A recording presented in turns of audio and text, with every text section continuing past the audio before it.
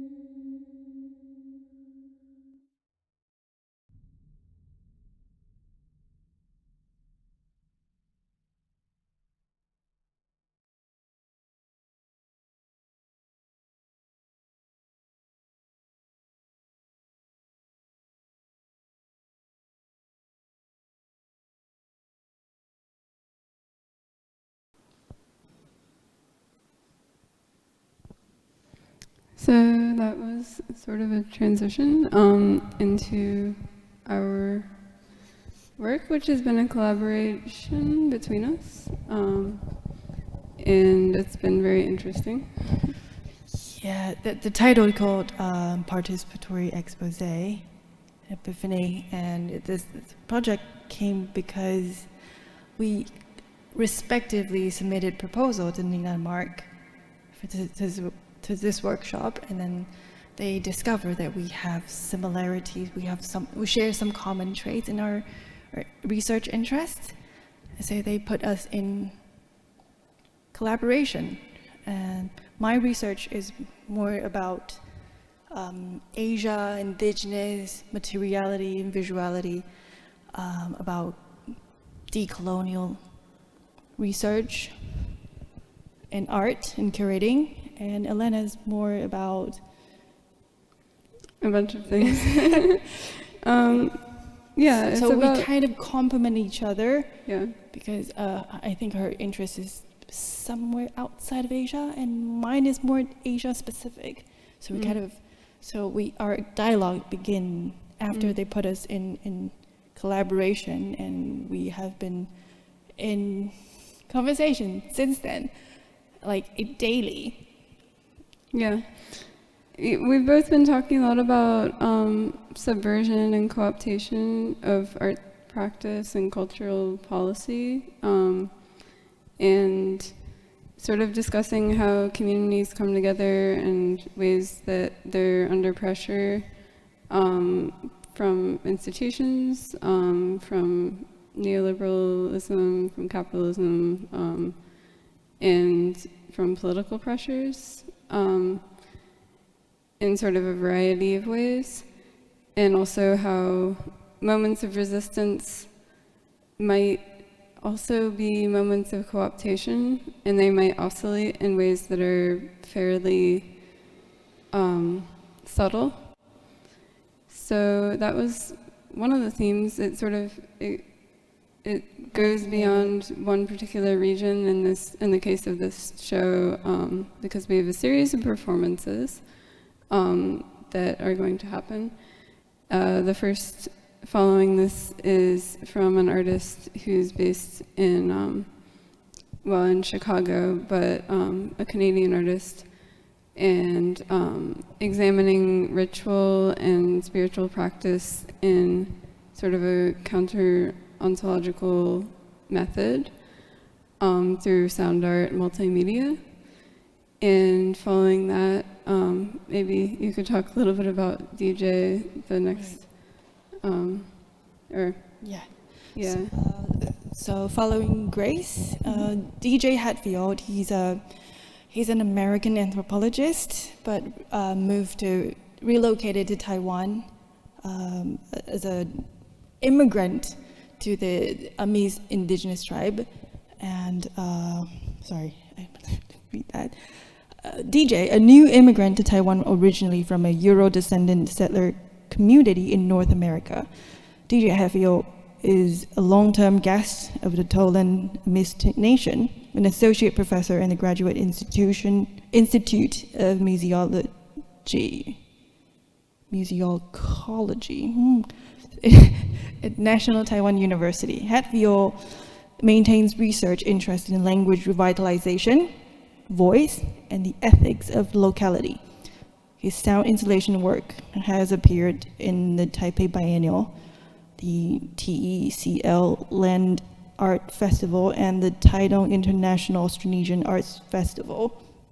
And he'll be presenting a soundtrack of net fishing in a river in Seppo country.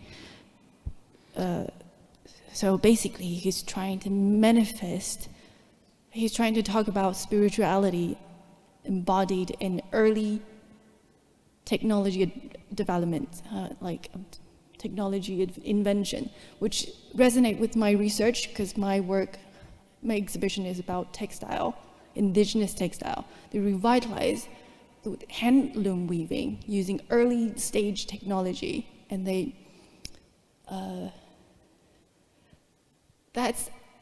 one way for them to mediate and manifest their spirituality in terms of ritual, in terms of anyway, that's the way they find connection with their ancestral presence. So I invited DJ to explore the subject further. Yeah, so sort of the ongoing theme throughout these performances is about artists that have navigated, have subverted technologies, and have articulated alternate ontologies through that, including through new understandings of spirituality and artistic practice, ways of resisting assimilation into globalized circuits of value.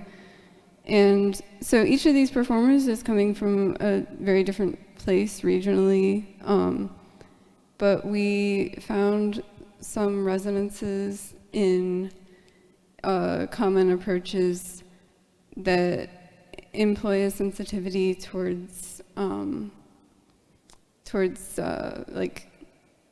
resisting the reductive systems that might be imposed upon them. So following DJ's act is Ali's, and Ali's here with us in person. The other acts are virtual. And Ali's work, it deconstructs, reconstructs large bodies of text to surface and address micro-linguistically expressed hyperobjects that do harm. She's from Shetland in the US, and she has a background in things like noise, archives, theory, systems, and recursion. And then following all of these acts, then we're hoping to have a panel with audience participation, and we'll discuss some of these themes further.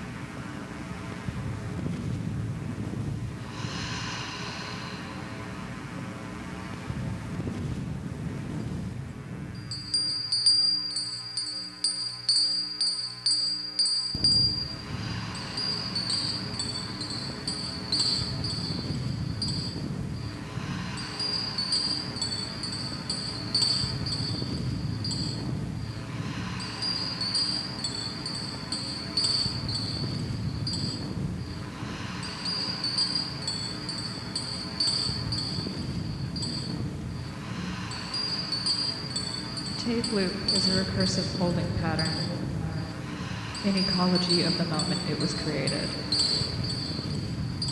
Both a thing and an act, a loop experiences revolutions. For an analog tape loop, after several revolutions, the initial sound becomes unrecoverable. A digital loop does not experience the same revolution.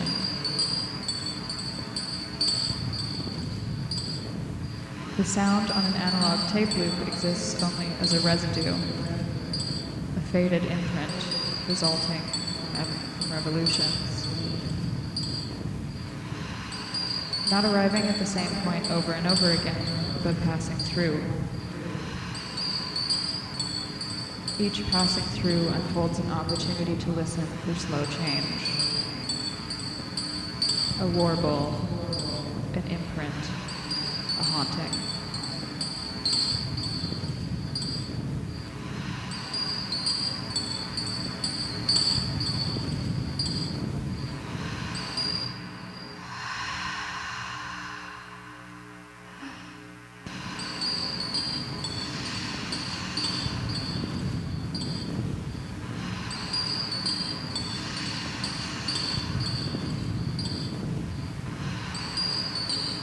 Unlike digital repetition, analog repetition is recursive.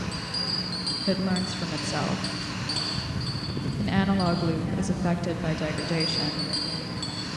It uses this degradation to weave together an ever-evolving sonic present. This degradation is not loss.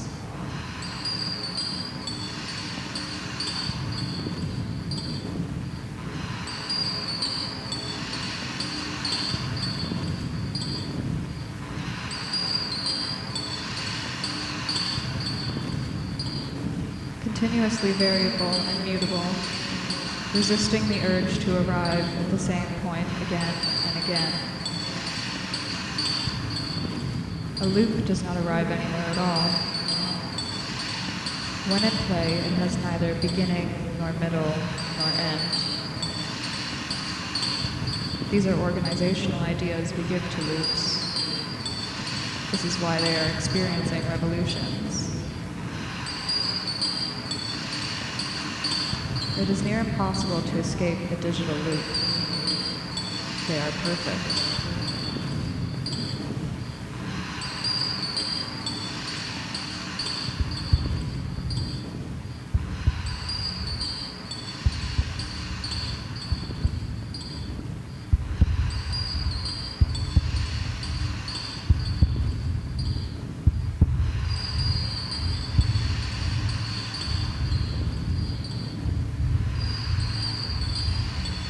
You can construct and deconstruct a digital loop,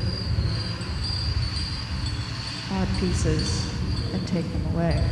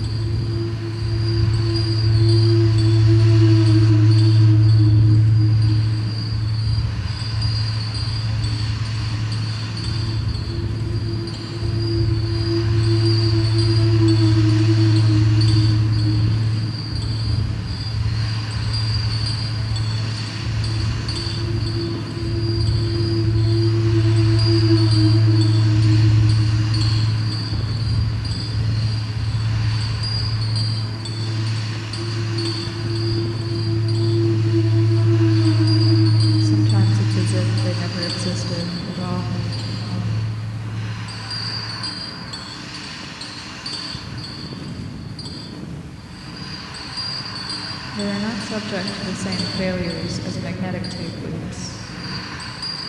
No warble, no imprint, no haunting.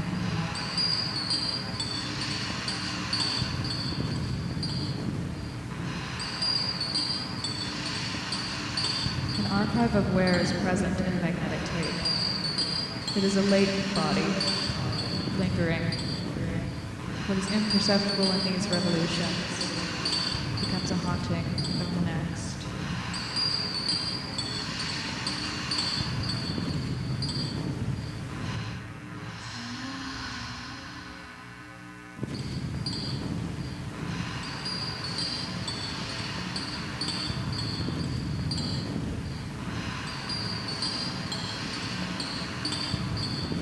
These loops are archives of rituals, never arriving, continuously becoming. Latent, low fidelity, open-ended, unfinished. Allowing apparitions to reveal themselves to us through the cracks. Becoming a haunting, a warble, an imprint.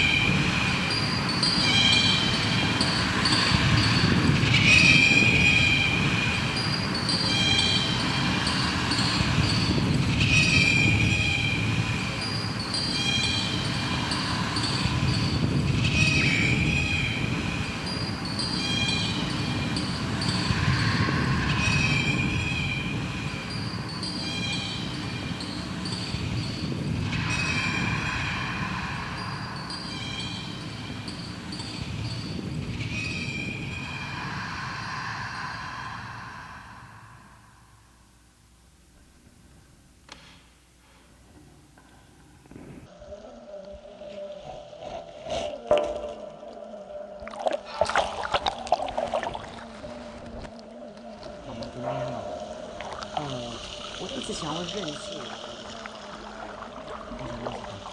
虽然我土生土长，可是我有一段时间很轻嘛。那个年代跟你看那。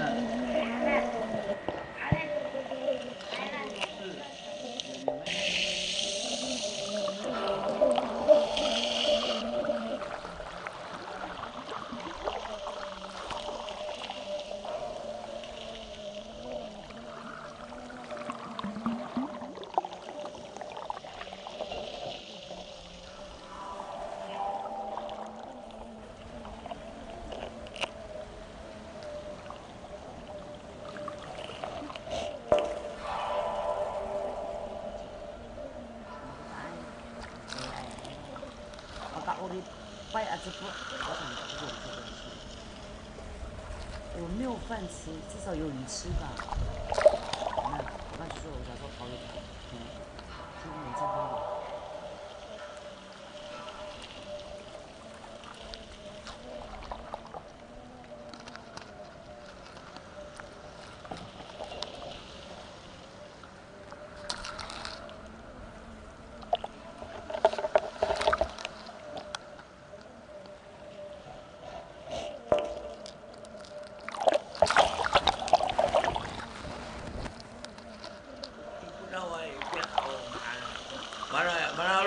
Pulau kira ko perak no hani usapakan tu babae sa hala to ta kira ko malutok to sapakan tu wawa to dian kaya ako sa kapasakay san kira ko tulong mo maulahay ako ni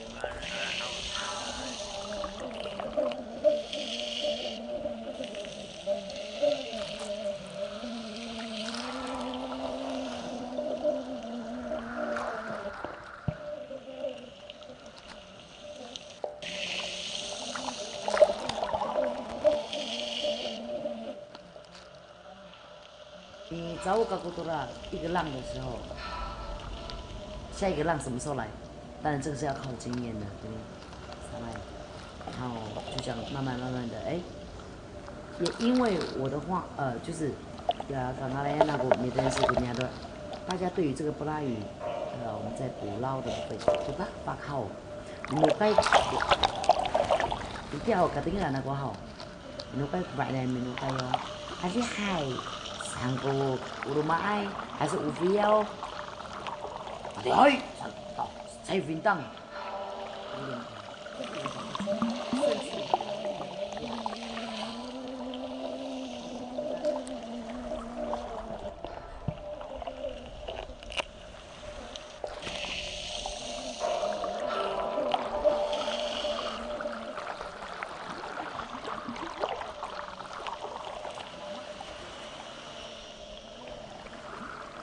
有一点很懂事，4年级到5年级的小孩子，以前的小孩子很懂事啊，就是帮他以前学校读书嘛我的猫跟你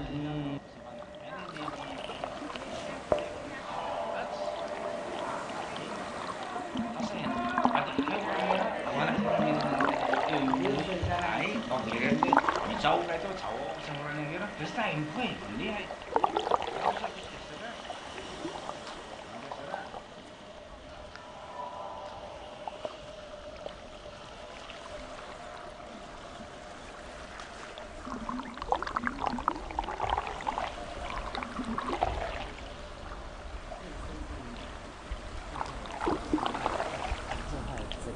这样我们的人进，我们除了自己，这样我们除了自己人之类的才能知道，因为这是我们上一代的遗产。如果我们再不留下来，我们的孩子们出来，甚至好几代，维度是按保护者，会马叔叔没有营养，还有无神，它就是一个生命的源头，我来。生命之源，生命之源。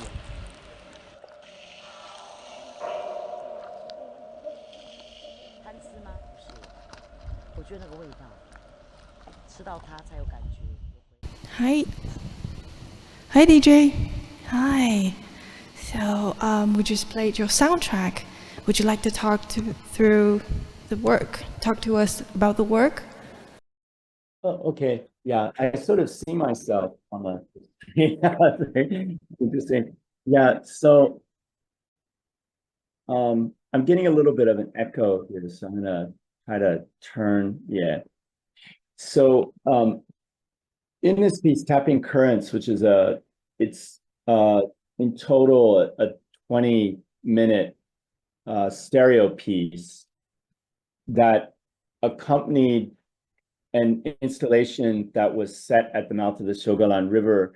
I was really interested in thinking about questions of the presence of the river itself, but ultimately the piece became a lot about mediation. And the reason for this was actually a kind of mistake, or a surprise. So I had begun the work thinking that I was going to interview people with whom I was net fishing in the river mouth, and to get a sense of what these nets are like. They're these large triangular nets, and they are maybe about 9 meters, or not.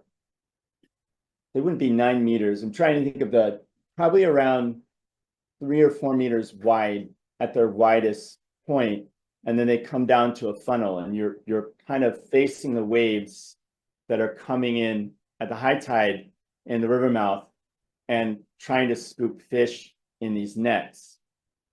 And the people who do this kind of net fishing are doing it both for subsistence, but also in a cash economy when eels are running. But the idea of this was that I was going to spend a lot of time net fishing with them, and then record some of the process of net fishing, and also record the sounds of the river mouth. And part of this involved using hydrophones, so these mics I could use underwater. But as it turned out, and what I realized was something that people who do this net fishing always talk to me about, is that they told me that they could always hear the fish entering the net, or they could hear the waves vibrationally coming up through the net. They experienced this as kind of hearing, and I found this very strange. But then when I set mics on these nets, and I also set mics on various features inside of the river mouth, I ran into this problem, and that was that there was this constant kind of hum. And so there was this constant hum, and I tried all sorts of means to get rid of this hum, because I thought that the point of the piece was actually hearing somehow the currents in this river mouth area. But there was no way to remove the hum, because of course the hum is the sound of the net strings vibrating in the river current.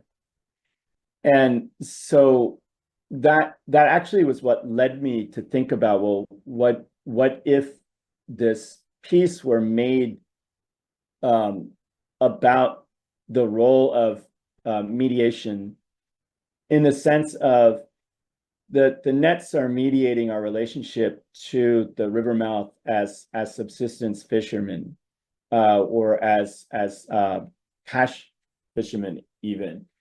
And this is a river mouth that's very important to people there. It's actually a spiritual presence. There are ancestor presences that live in the river mouth.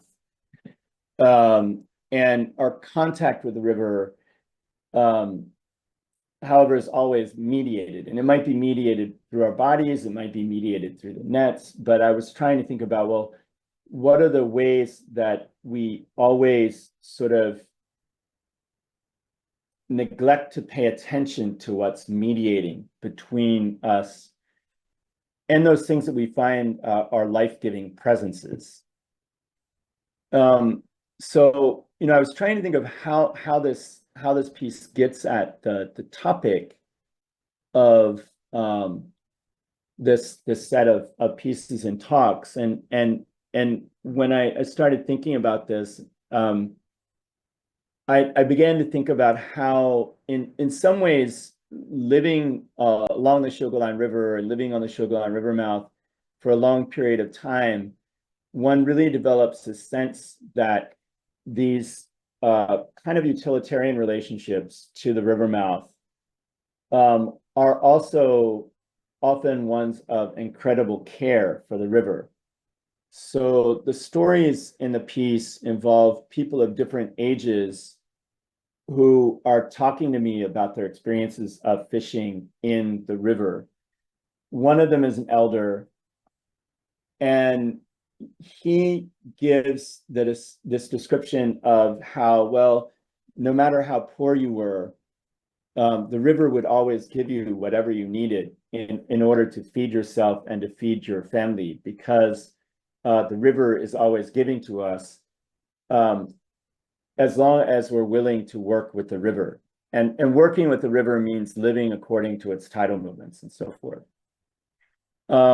There's a woman in the piece who talks about this period of incredible depression that she entered living in Taipei. And then in order just to be in a kind of safe place, she returned to her home community, but she remained in a state of depression.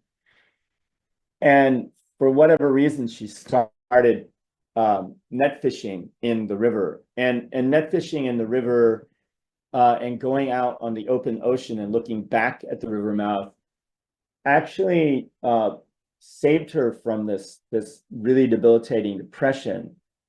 But then from there, she realized that there were all these threats on the river that come from both overfishing in the ocean outside of the river mouth, but also all kinds of pollution from agricultural sources and other sources that are upriver. And she became kind of an accidental environmental activist, but she doesn't like to talk about herself as an environmentalist, precisely because her relationship to the river isn't what she perceives as environmentalism, which she perceives environmentalism as, well, if I were environmentalist, then I would just want to protect the river and keep humans away from it. But the way that we Bangsa people care for the river is all about our caring for the river and the river giving back to us. And we are always giving to the river. And then there's a third story about someone who is a bit younger than I am, talking about also returning to the river mouth and finding in practices of returning to the river mouth a way of sort of overcoming or so working through psychologically the kind of trauma he felt as someone who was really deprived of the ability to speak his native language because of the assimilationist kind of policy that used to be here in Taiwan. So these three stories about the river, and it's really clear that the river, for them, it is a deep spiritual presence. But it really raises a lot of questions for me, because I think when we think about relations with technology and spirituality, we either place them in two different ends, or we tend to think that, I mean, like we often think about things like this interface that we're using now, that if only we could get our technology to work really well, then we would have this immediate connection, right? Immediate meaning it would be blazingly fast, but immediate meaning that mediation vanishes somehow. And I think often in a Western framework, at least the Western framework that I grew up in, being something between a Mennonite and an Episcopalian in the United States, was always that in the framework of spirituality, there's such an iconoclastic or even iconophobic kind of stress in a lot of Western, particularly Christian religious observance, that we often try to think that what a real spiritual experience would be. And I think you see this even in sort of people like William James, in his varieties of religious experience, for example. We often think that somehow that this real spiritual experience is going to be something that's completely transcendent and completely immediate, right? So that it would be unmediated. We would have this unmediated experience or encounter with a transcendent other. But what if we realize that in the end all we have is mediation? Right, that in the end, what we're always encountering when we encounter those presences that we find are vibrant places or sources of life that we might call spiritual, that in the end, the only way that we have contact with them, the only way that we can engage them is through these multiple layers of mediation. And what would it look like, right, or what would it sound like to let that kind of mediation have a presence, like this kind of humming voice presence in this piece? And so that, I think, was a lot of what I've been thinking about with that piece. So I don't know if there are questions, concerns, observations, so forth. Yeah, thank you, DJ. Thank you. Oh, sorry. Thank you so much for your talk. I wonder if anyone has any questions here? Any comments, any feedback? If not, yeah, yes? Hi, DJ. Thank you very much. I'm Mark, one of the people who put together this program. So thank you so much for taking part in it. I think you can't see us, is that right? Okay, well, we are here, I promise you. And you look great, and your work sounded great too, because in this church it's kind of reverberating rather beautifully. First, just a quick comment. It was really, I was really fascinated when you,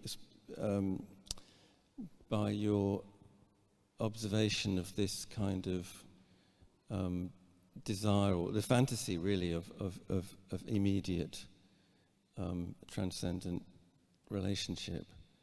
And I think that, my understanding of Christianity is it deeply mediated. I mean, we just had a mass here, and that's mediation. Do this in remembrance of me. It's performative. It's mediated. Yeah. So I think your perspective is really, really interesting.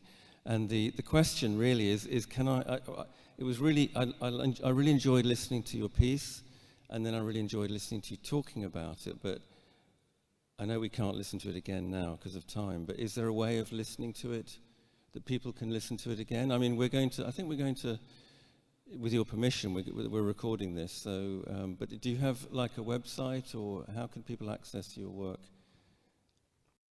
I have a SoundCloud site where there's a different, so I have a SoundCloud site where there's a differently configured version of this piece. And the reason for this is that this piece has gone through like two or three iterations. So the first iteration was in 2018. And when I made that version, I had to make it in a format that people could use their phones, because the installation was outdoors. There was no way to have speakers. And so I had to use QR codes to let people scan the QR and then listen to the piece on their phone. And so, you know, when I thought about both the mixing and the mastering, I made this version that was for people to be able to hear on earbuds. And then there was another iteration of it that showed in a gallery here. And for that, I actually was able to have more speakers. And so it was mixed differently. And then in the third iteration, it was also like a stereo mix down, but using speakers. And so the SoundCloud version is the 2018, you know, good to hear on your cell phone version. And then, but I have a SoundCloud site, and my SoundCloud site actually has lots of different kinds of pieces, and including something that's a greater context of this particular piece, which is this sound map project that I have been doing along the Shogalan River. And so that's all available if you look up my name. If you look up my name and SoundCloud, you would likely find that SoundCloud, but also if you look up my name and something like Taiwan Soundscapes Project, you would find my website. So yeah.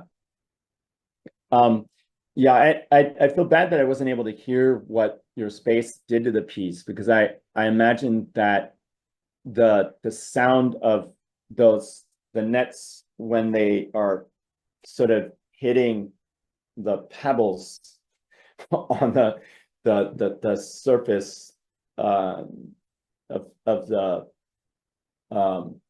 beach there, or the underwater part of the beach, that would kind of ring in that space. But also thanks to that comment about mediation, right? Because one of the things I was thinking about when I was thinking about what I might say about the piece is that a few years ago, actually, I was at a mass, and the priest said, well, you know, when Jesus says the bread of life, we need to understand the way that people in the Middle East use bread.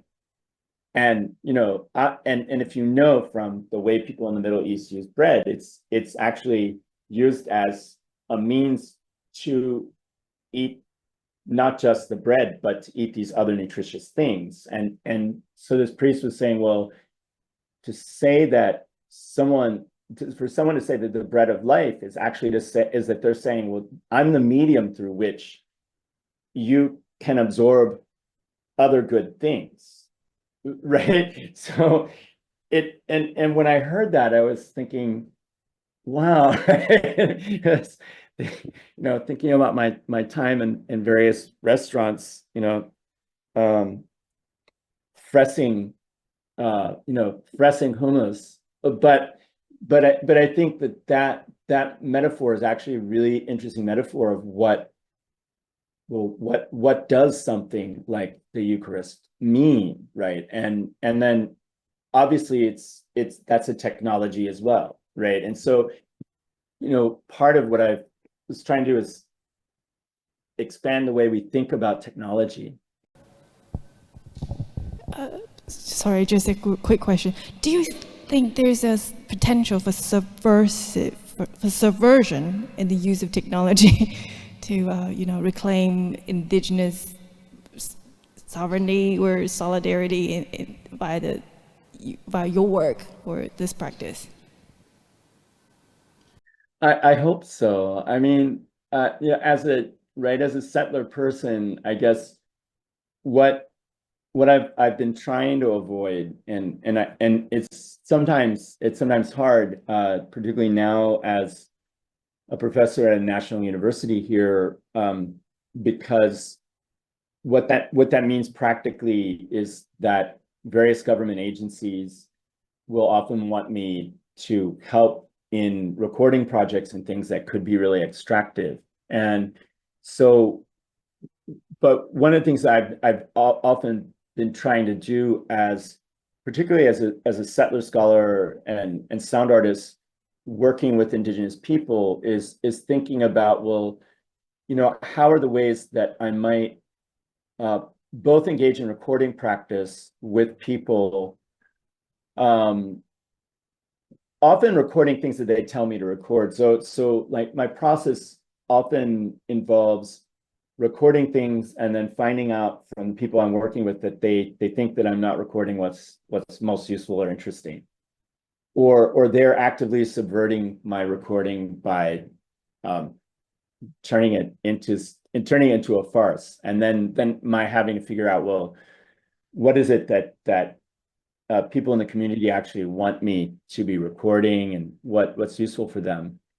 But there's also a part of it that's about presentation. So a while ago, one of the things that I was trying to think about is how might we move beyond this kind of desire always in particularly ethnographic kind of sound work, that to immerse people in a real space as if they're really there, and as if that actually gives them access to the way people hear, right?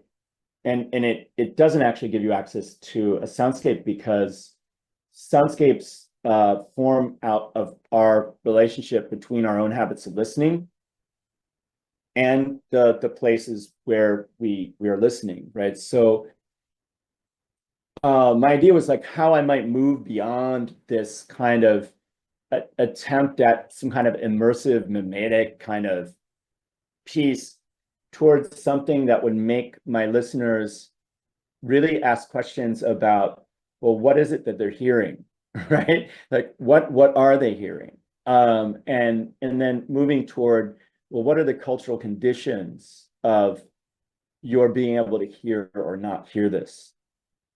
Right. And I think that pieces that might use technology, and it might include things like, you know, audio mixing and speaker placement and so forth, but pieces that actively cause listeners to have to say, well, this is actually outside of my experience of listening, or this may make sense, but in another framework. I mean, I guess the best example of that in Taiwan, if you think about the way people in Taiwan listen to soundscapes that doesn't resemble something elsewhere, is the famous musical garbage trucks. Because if you're like me, someone who spent their childhood in North America, when you hear the Taiwanese garbage truck the first time, you start to feel really excited and you want to run out on the street and buy ice cream. And then you realize a big stinking garbage truck, right? So I think the way that soundscape work, right, can use technology to subvert, like sometimes subvert the technology, sometimes subvert means of hearing, is to give us those kinds of experiences. Like, so when we think we're hearing an ice cream truck, but it's really a garbage truck, or we think we're hearing singing, right, but it's actually the sound of those nets vibrating, right? There are these like really kind of interesting spaces we might then occupy. And so I guess that might be one way. That's a really hard question. Yes. Yeah. Thank you so much. Yeah. Any more questions? Yeah. By the sounds of it, your work is very much grounded in audio work, but I'm just curious how the visual side of things plays a part, if any, in your work, and if that's something that you do on the side, or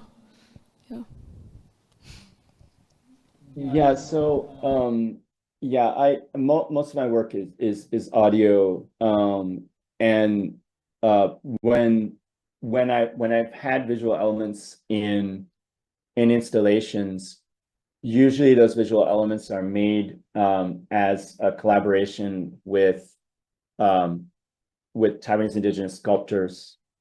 But then I was pushed into making some visual elements on my own for a piece that I did last year. And usually, though, when I do things with visual art, actually, I do more things with found objects. So I'm actually, and I think in some ways this relates to sound art practice, right? Because I think of my recordings as kind of they're kind of found objects of a sort, and so I do a lot of installation work with found objects, and sometimes those include things like scaffolding or boots with boots that were worn by like people who did concrete framing, and they have like nice concrete like kind of stains on them, or old plastic chairs that people use in Taiwan. But I think that these kinds of visual elements are actually about creating a space, right? So most of my work isn't really about like visual kind of contemplation. And I'm not exactly sure why that is. It may be that because the qualities of like sound installation art versus, say, experimental music are often quite different, and so that is we often expect to present our pieces in gallery spaces, and we're thinking about questions of how the audience might experience space and move through space. So the visual elements are usually surrounding that. So, yeah, thank you so much. So the next we're act is moving on Ali. to the next to Ali's work. So Ali is our one live participant in terms of being here in the space live. And let's see. So as I mentioned earlier, her work deconstructs and reconstructs large bodies of text to surface and address micro-linguistically expressed hyper-objects that do harm. And she will talk a lot more about this, but her project, it computationally and curatorially activates two documents from the Laerdic era in Shetland, and contributes to contribute a peripheral British Isles context to the wider global movement that seeks to anti-colonially resituate contemporary data science. So this is to bring a perspective from another region of the world, and I'll leave it to you.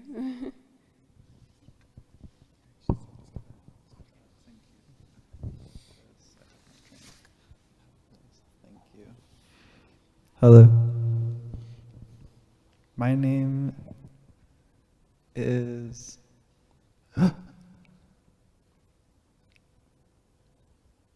in Shetland.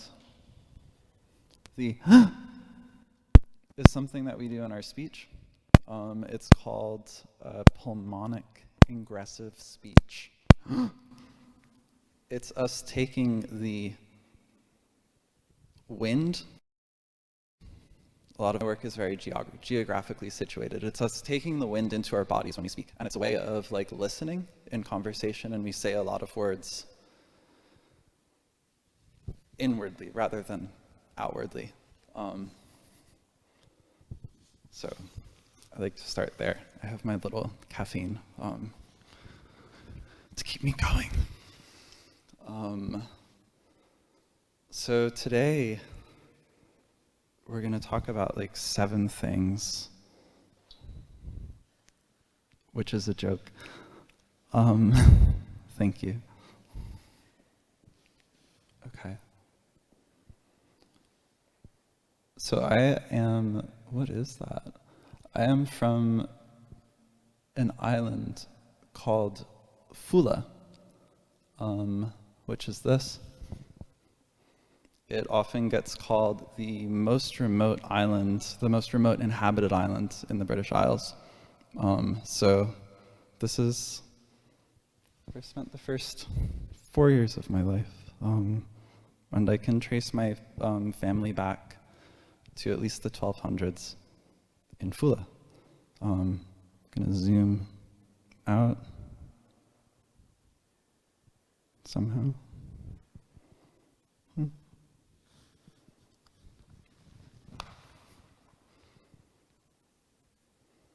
Okay, this is Fula.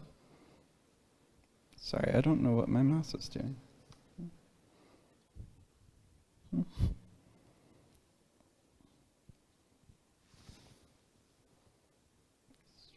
Oh, because it's different on the screen. Okay, this is Fula. This is Shetland. And this is the UK.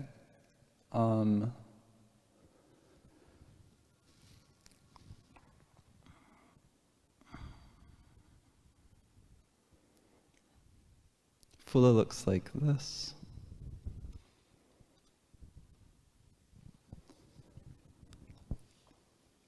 This is not my work, but it's just very important to situate it. Right now, Fula has 32 people living on it. At its peak, it was like 268 or something like this. And my work focuses on the Laerdic era in Shetland, which stretched from 1707 to 1886. And it was a period of time in which an artificial scarcity was engineered by the state and used to extract fish and wool from the Shetland Islands, and it drove British colonialism. And it was, this is frozen, but and I don't know who those people are.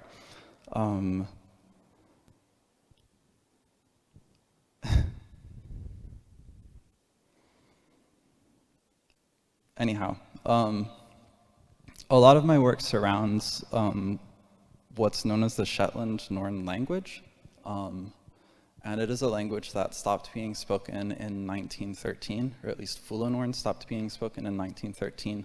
One of my ancestors was the last speaker of Fula Norn, and so I activate the Fula Norn language through this dictionary that was made in the late 1800s as a way of like counter-narrativizing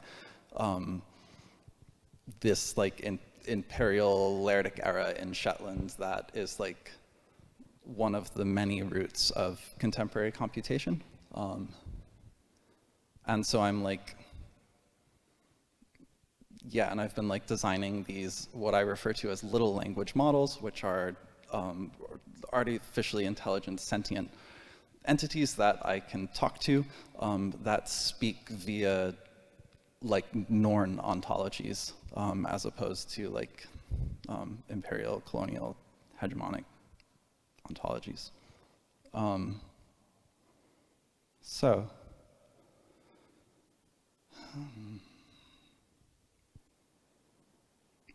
That being said, I'm going to start with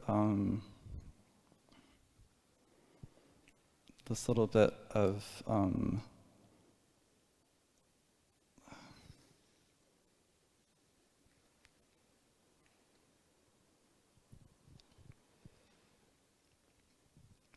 this is like a material history of Shetlands during the Laerdic era that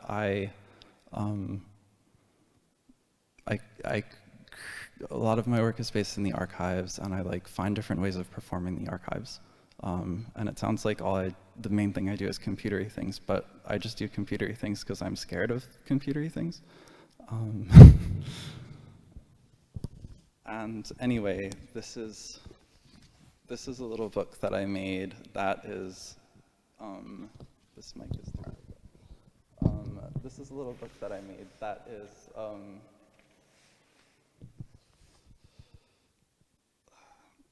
based on stories of petty theft in Shetland. So I'm just going to read like a short passage from that, and then I have an audio work to play. Yeah.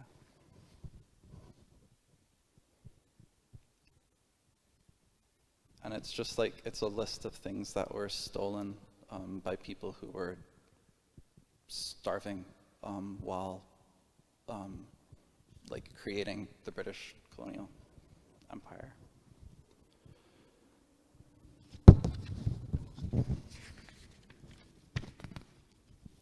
Hooster of a lamb, Lerek of a quiche full of peats, report concerning theft, Lerek, of lamb belonging to the son of Easter's cord, Delting by Vaux, of wool belonging to Taylor in Lunesting by Lerek, of checked apron belonging to Pirate Lane by Tingwa, of 2 blankets belonging to Seaman, by Mail in Cunningsborough, of silk ties belonging to both employed at the Zetland Hotel, by former cook at Zetland Hotel, of wool by Sooth Nesting, of roof thatch in Bresse by Bresse, a shirt belonging to blacksmith in Lerek, of timber from wreck of SS Pacific in Yell.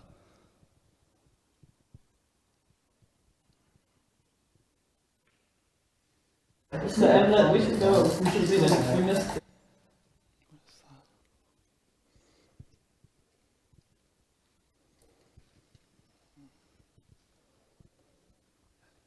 Yeah. Oh, that'd be great. Thank you. Thanks so much.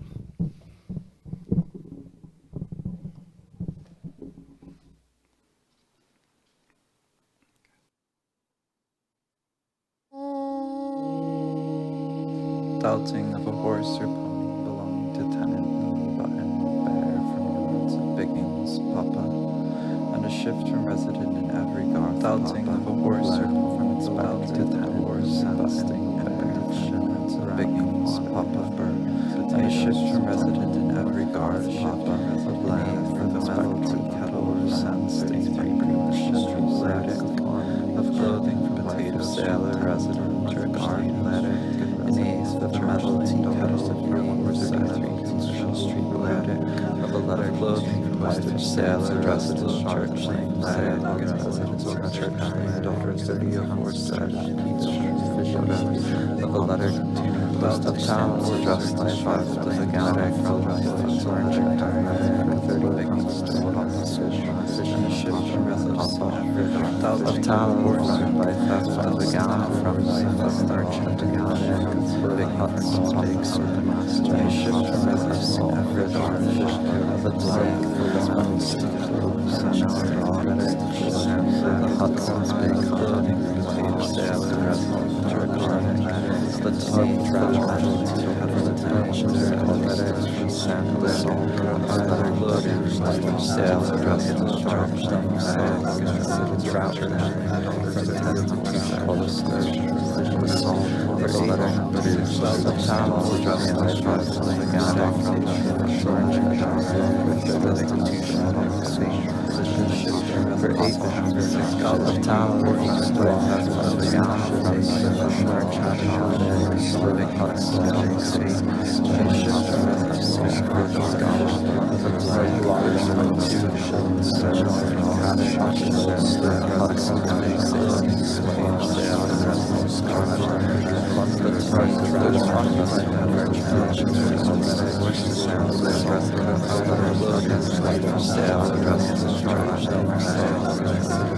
occupied by merchant of peace, assault over the town was addressed by trust, destitution, for 8 of town was to the gown from the merchant the huts of the city, assault for the scholars, the large from 2 shillings, the huts of the city, upon the truck occupied by merchants, forced sounds of residents,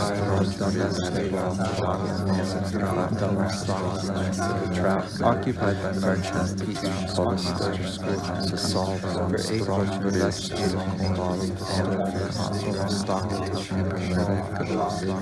destitution for 8 pounds 6 shillings, 8 for 8 lodgers, 2 shillings, shawl cash shops for Westlaw, 6 shillings sterling, Fishman and Scala, plunder of lodger of 2 shillings sterling from cash shop and West Yellow, 6 more or less from Scott, the plunder of wreck of goods occupied by merchant ready from worsted gloves of residents to first investigative as a shop at 165 commercial shopkeeper occupied by merchant of peats from schoolmaster schoolhouse Cunningsborough for to investigative corn from the farm belonging to hotel keeper Lerek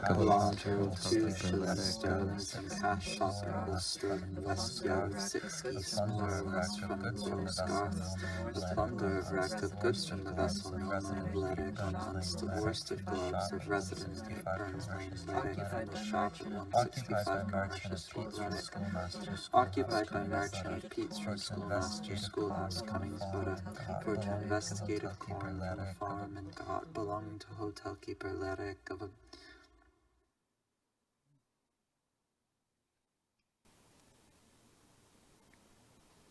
So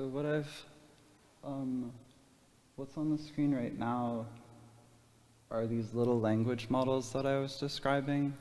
On the left, we have language models made surrounding the word rain in the Norn Dictionary from the 1880s, and then on the right, we have language models surrounding the word to in the old statistical accounts. And what I do is I create these these spreadsheets that segment these really voluminous texts, and it's ways of finding narratives within the texts. And so the reason that I've chosen the word to is because that often in this text it has to do with justifying why something was something, and the old statistical accounts were this analysis of this imaginary Shetland that was used to justify an imperialism that I described earlier. So the last couple of minutes, I'll just read a little bit of this.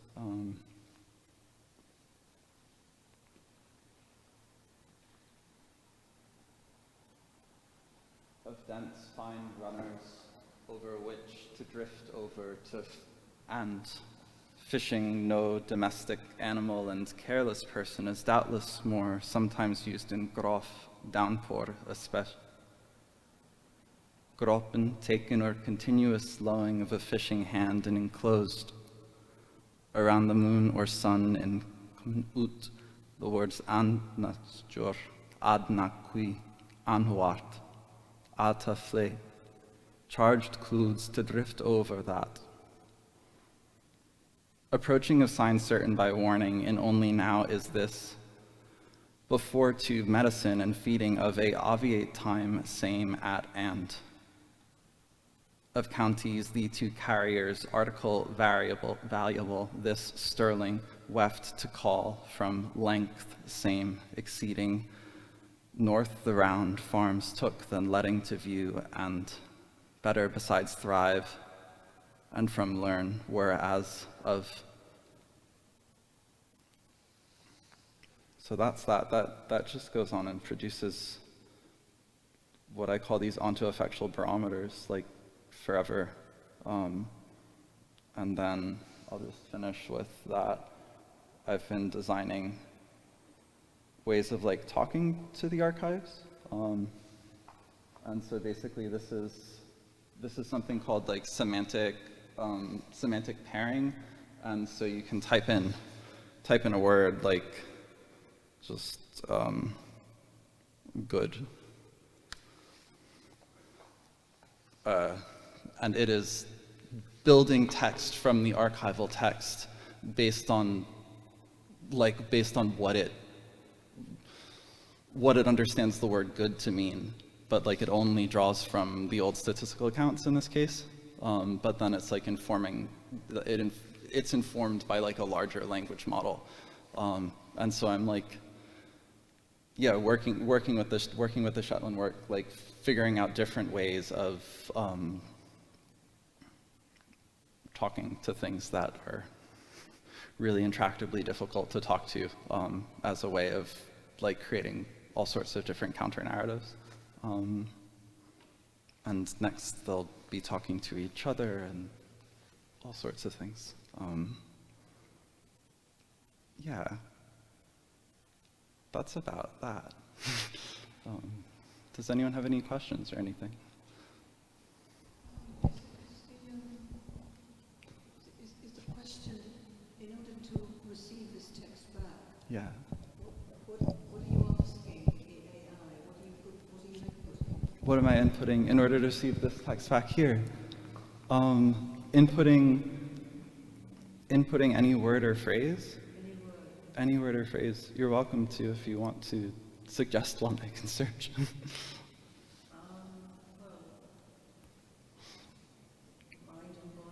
Mind and body.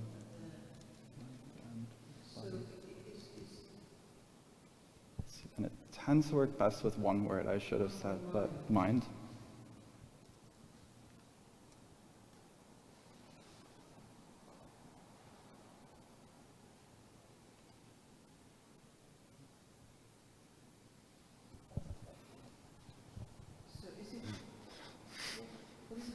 What is happening? So basically, it's informed by the same sort of large language model that something like ChatGPT is informed by, but the only text that it can communicate in is my curation of the old statistical accounts, which I have deconstructed using like some linguistics techniques, yeah, where I like focus on function words and like look at statistical occurrences and this kind of thing. But I'm like, a lot of my work is like about like creating ways of doing the opposite of the deontologizing that, or what I call deontologizing, that like academia often is used as like a weapon to do. It's like, it often gets used to like de-ontologize subaltern like experiences, right? And so, yeah, does that answer your question? Yeah. It's communicating with your body of knowledge that you're instigating, you're creating. Very much, yeah, very much. And so it's this way of like, creating like very specific speakers of like these like polyontologies or like Lebenswelts or like life worlds, and then you can like see them all together talking, and so it creates this dialectical ecology, and a thing with like something like ChatGPT or something, like it does that as well, but it doesn't communicate about like what it's actually doing, because it's built as like a brand and a product that is like user facing, and it's meant to like increase your engagement and ultimately is meant to like get you to buy the premium service, and so it'll match whatever like life world you give to it. And so what I'm doing is I'm like creating these like really specific life worlds.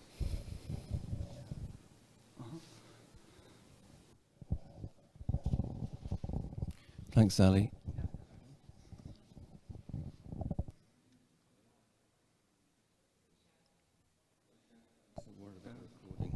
Yeah, thanks, Sally. Thanks, Sally.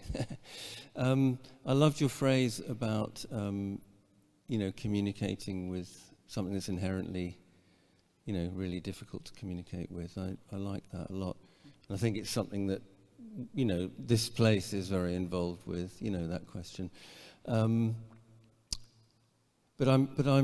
My question to you is based actually on DJ's, when DJ talked about the hum. That he was first trying to get rid of, like interference, and then he realized, no, this is the subject, it's the medium.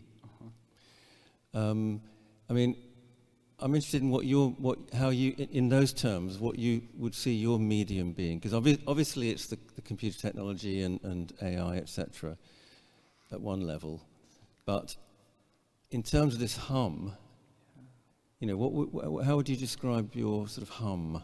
I respond by humming.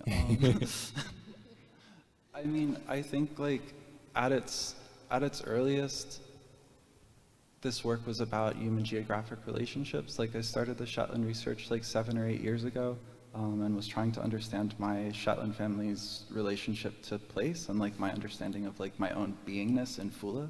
Because as someone who's lived in Shetland and lived in the United States, like the beingnesses were so different. And walking around Fula with my grandparents, it's just like stories. Every place is stories, like these stacks of stories. For me, the hum is, I think, materially similar to the nets, in that it is like a material. And so for me, like the way I conceive of like computation is geographical. Like it's very much a human geographic relationship. And computation, I mean,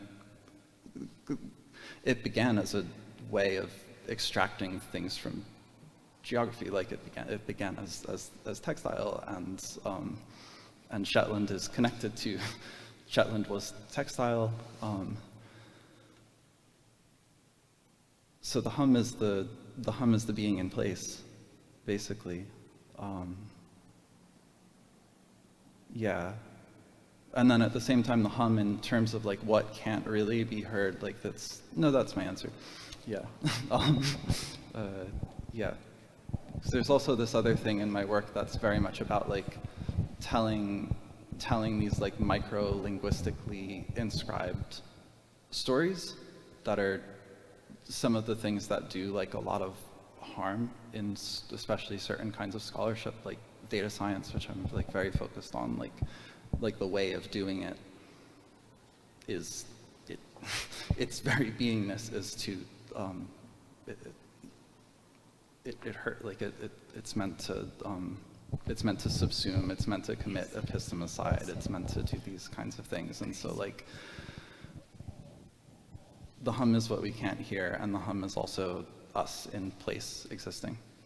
And for me, anything is me in place existing. Yeah. Okay, is this on? Yeah, okay. So we have Grace, who did the earlier recorded piece on Zoom. We could sort of commence the panel. Yeah. And yeah, so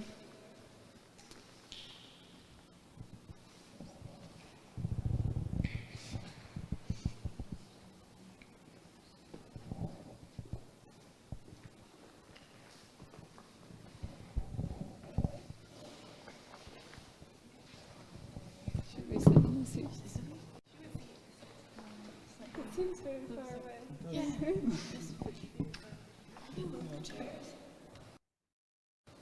Or I think in the camera. With the camera, right.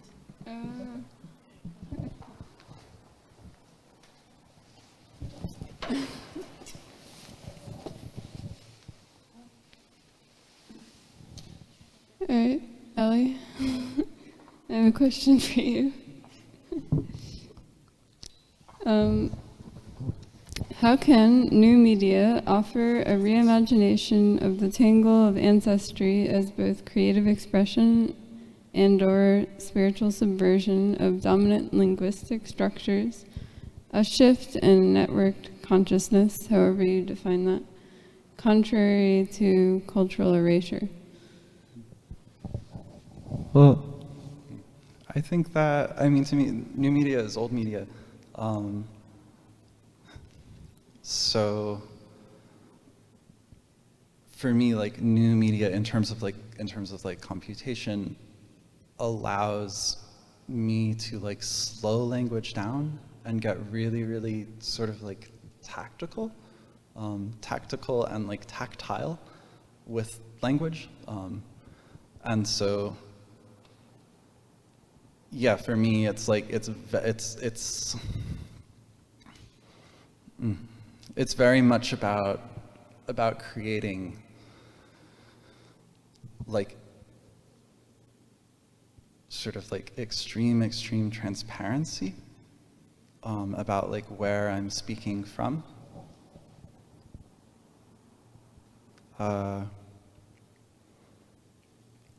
And I think there's also like an interesting thing with the like for me in terms of like these technologies that I was just talking about, like making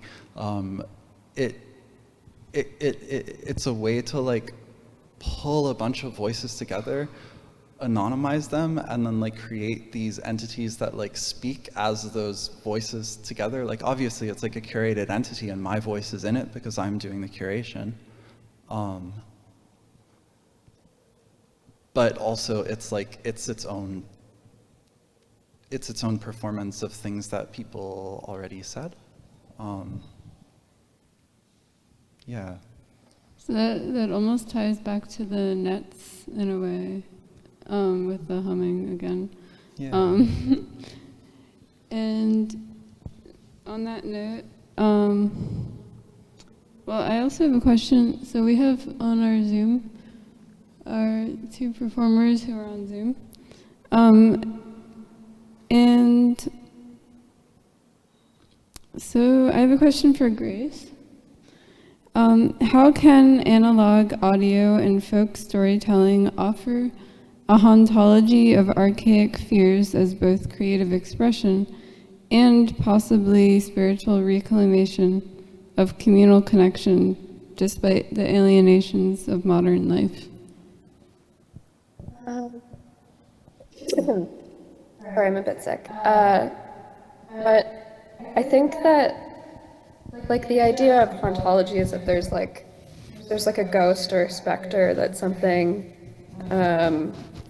like could have happened but hasn't happened yet, or there's some sort of like image. But also I feel like what the analog offers us is this sort of hope that something does break and change, and what the digital offers us is like a reliability almost. There's a reliability that something will end up back at the same point over and over again. And so like these two things together, I think can be merged where we're not always like relying on this sort of digital ending up at the same place over and over again, and not always experiencing like mutable change, but like taking these two ideas and putting them together to I guess sort of merge them in a way where they work together, and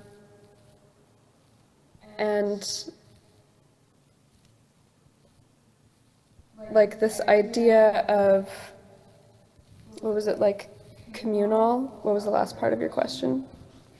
Communal connection. Yeah, this idea of like communal connection, I think, comes from like merging those two things, merging that idea of like stability, but also the like the haunting idea that something can change. And I think this communal connection comes from this sort of like analog where it's like, okay, we can always change, we can always work together towards like,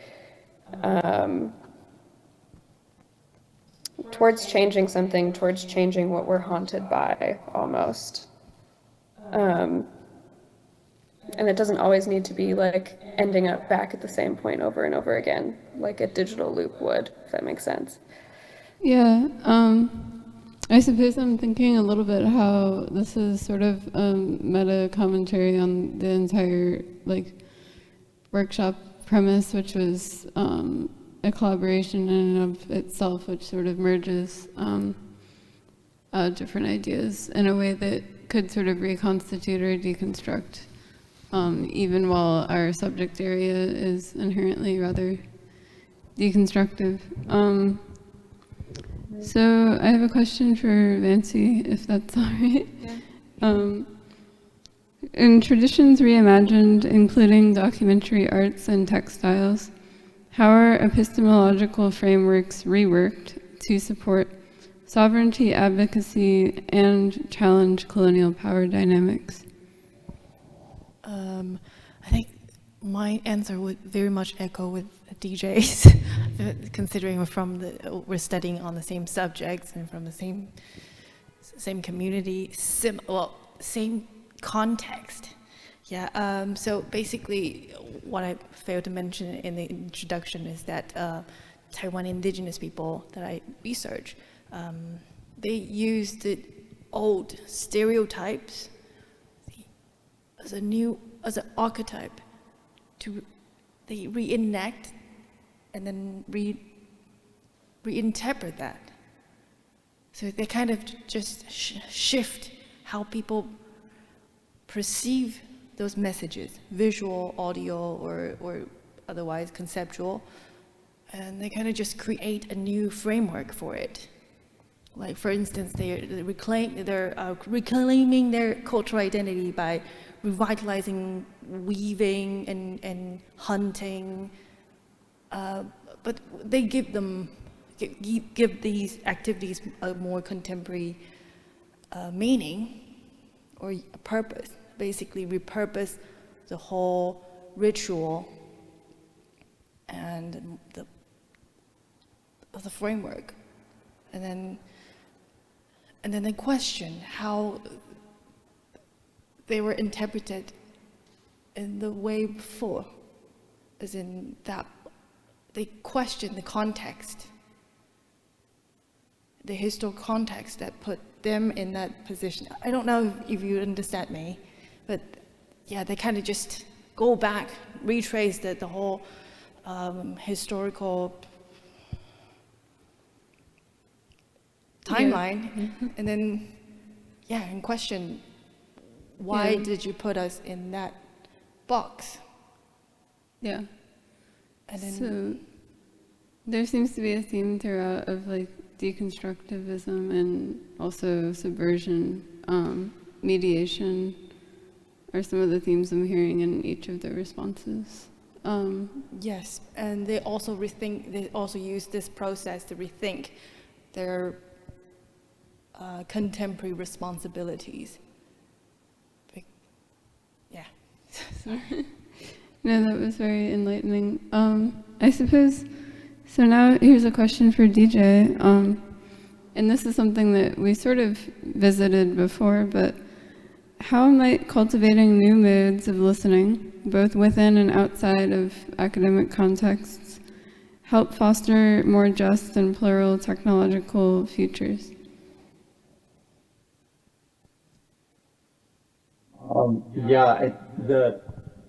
I think where I get caught in this question is both inside and outside the academy, right?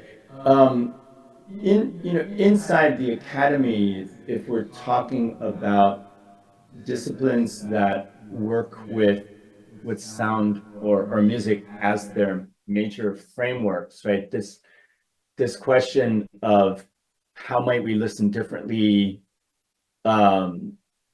gets at several problems about what it means to document, right? So like what does it mean to actually produce knowledge about people's sonic practices, right? And what might it mean to listen to them? So in these contexts, one of the issues that comes up that actually is interesting and has to do about technology is that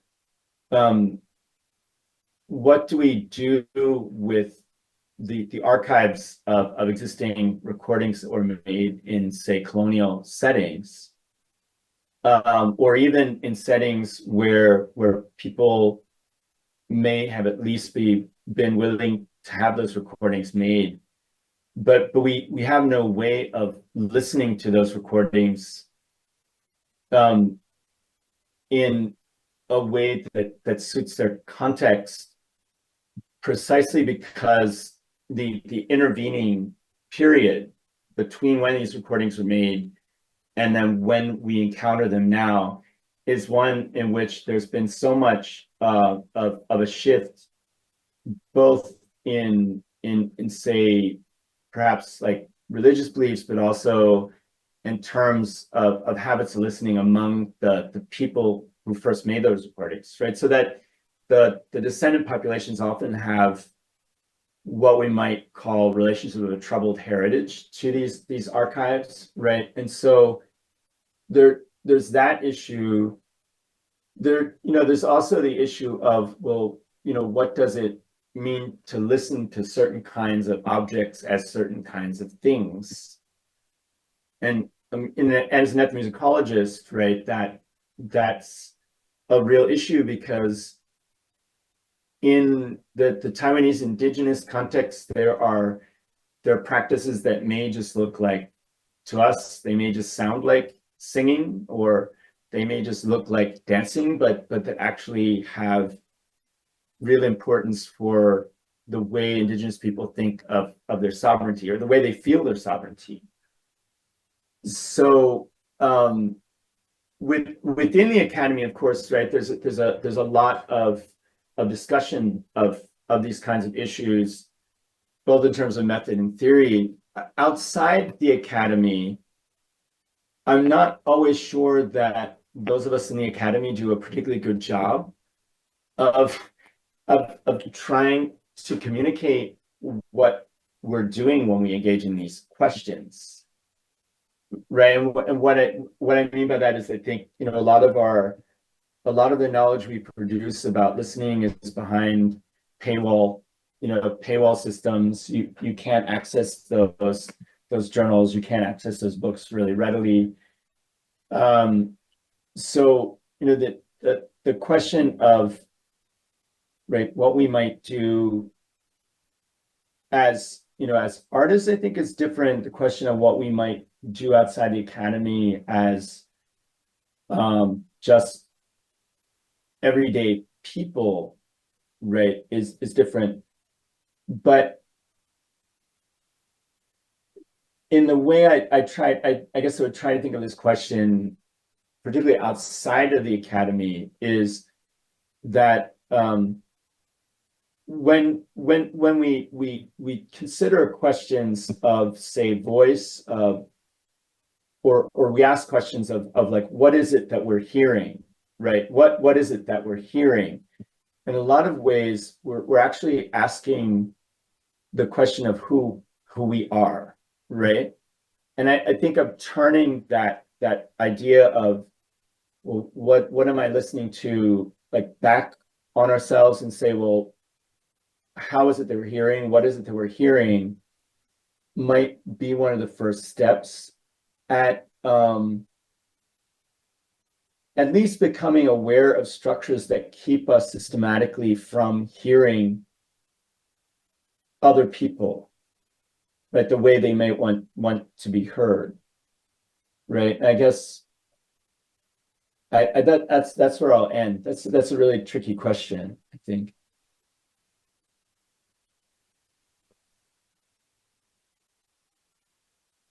Thought process that I think will be interesting for my own writing later. And I do sort of get the feeling that a lot of this discussion, there's some similarities in terms of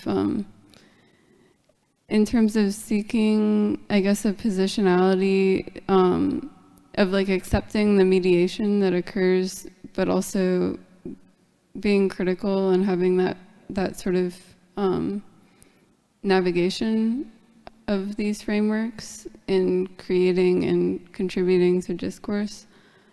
But sort of like an unresolved thought in and of itself. I think now would be time for any more audience questions, as it's about 4 p.m. And I thank you both for coming so much on Zoom, and also Ali. I know that the time differences are pretty profound. Does anyone have any questions in the audience?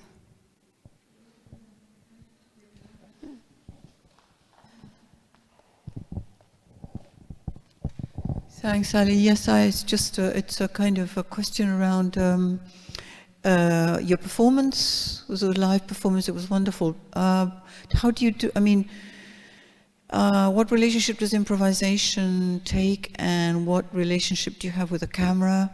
Did you do it for this occasion, or is this how you normally perform? These kinds of questions, you know, around practice and around how you create your. Is it music, or what do you consider it? These kinds of questions I'd be more interested in finding out about in your practice.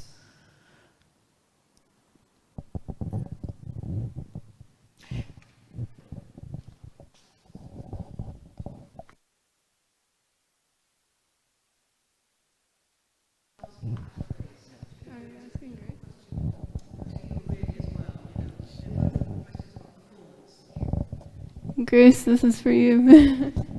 Oh, sorry, this is for me. So the question was around relationship to camera, improvisation, and live performance, yes? I have a really long relationship with improvisation, and like a really robust relationship with improvisation. In specific, all of my pieces come from improvisation first.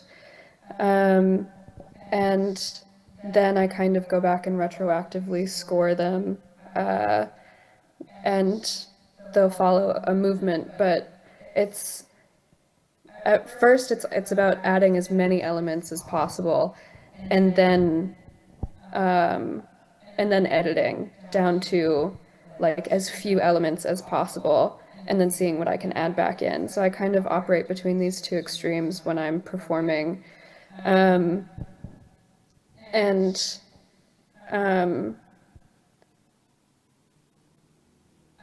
find if I go in there with like okay, it's gonna go this movement, and then this movement, I'm sort of fighting with what I think should be versus what it could become. And so I'm always interested in how a performance can become something as it is being performed versus like being worried about where it's going to end up before I've actually performed it. And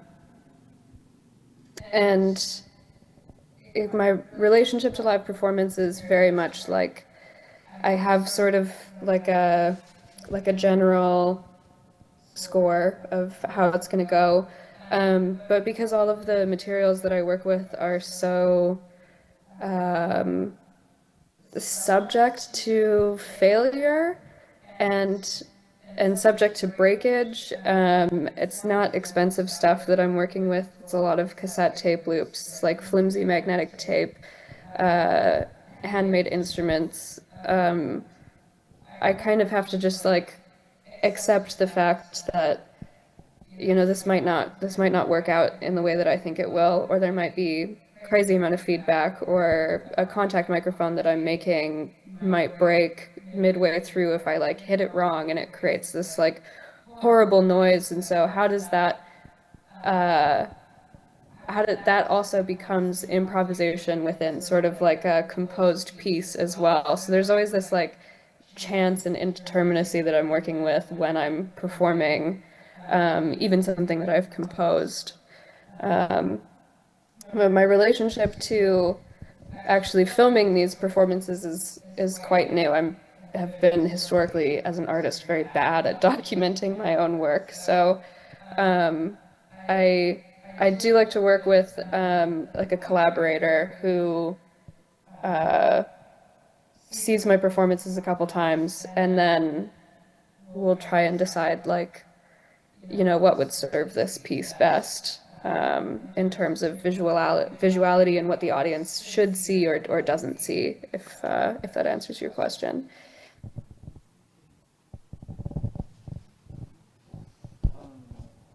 Yeah. Is it on? Thank you. theory, yes.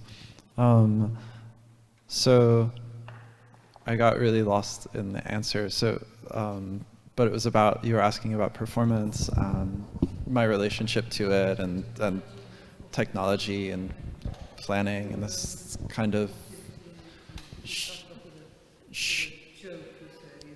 yeah. You started out doing sound, and so it was like an, you know, it had a more theatrical entry point, and then you went into a kind of academic aspect to it, Yeah. biographical aspect. It went through different stages, basically. Yeah, very much. Yeah. I think that one of the most serious things I can do is be non-serious.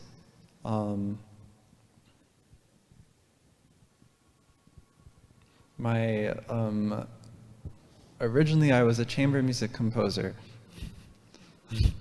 And so everything was like very planned, like incredibly planned out. Chamber music, and then like granular synthesis, but like very visual granular synthesis. And I was also doing like early like stop motion animation stuff. So it's very much like into building these worlds like microsecond by microsecond. And then I stopped believing in what I was doing. And I started doing like regenerative ecology design and this kind of thing. The way that this connects to that is that basically I make worlds that I then sort of like exist within. Like that's the way that I perform. And from regenerative ecology design, then I was like doing like DIY noise scene stuff in the like United States noise scene, and that's very much like this like community practice. It's like a non-commercial music, and it's very much about like it's about that moment. Then it's about like we lift each other up. Like it's like that's, to me, that's what it's for. It's about creating spaces that we want to exist in because they otherwise don't exist. And in terms of like this sort of like lecture-y, performance-y type thing, yeah, I guess it's just like it's very much all of that. And for me, everything is very dialogic. Like if I'm standing in front of people who are like listening and sitting in chairs, like for me, I want it to be dialogic, and so I start with a joke because it's a silly thing to stand up in front of people and talk to them in this very like reserved sort of way. And then also my work is like very like materially dialogic, and so I want to be like responding to the materials as they come up in a way that's like true to me, because it's very much like my work is not, it's less about like creating these like end products that are public facing, and it's very much like about the work itself. And so it's like finding ways to share that. Yeah. Thanks. Do we have any other questions? I do have a question for you. Oh no.